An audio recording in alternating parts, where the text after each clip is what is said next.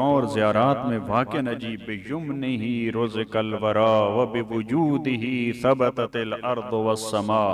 इमाम के वजूद की दलील क्या है? जब कायनात की मखलूक को रिज़्क मिल रहा है तो इसका मतलब है इमाम मौजूद हैं। जब ये जमीन और आसमान अपनी हकीकत पे और अपनी हालत पे बाकी है, इसका मतलब है इमाम मौजूद हैं। यानी ये बिकुम फतहल्लाह व बिकुम यख्तिम, परवरदिगार ने इस कायनात का निजाम आपसे शुरू किया, इख्तिताम भी आप पे होगा। इस वजह से आखिरी हुज्जत या आखिरी वक्त तक, इसी वजह से आप तज्जुब करेंगे खत्मी मर्तबत ने अपने बारे में और क़यामत के बारे में कहा कि कहातैन अना वस्सा कहातैन, मैं और क़यामत इस तरह से जुड़े हुए हैं।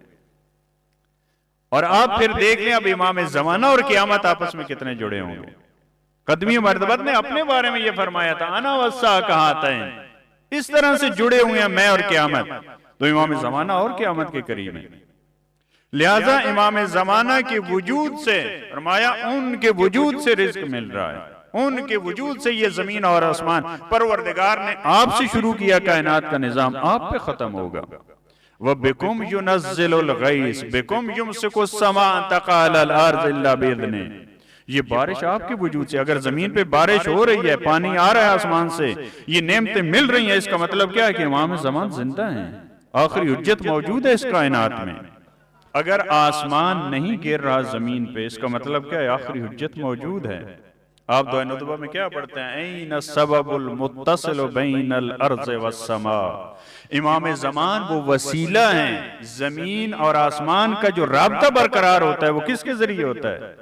वो इमाम ज़माना के, इमाम वक्त और आखिरी हुज्जत के जरिए से ये राब्ता बरकरार होता है। अगर इमाम का वजूद इस जमीन से उठ जाए तो ये राब्ता मुनक़ते हो जाए और आपको पता चल जाएगा। इस वजह से बाज़ उलमा ने कहा ये बेहतरीन दलील है इमाम के वजूद की, इस रूए जमीन पर की जमीन अभी बाकी है।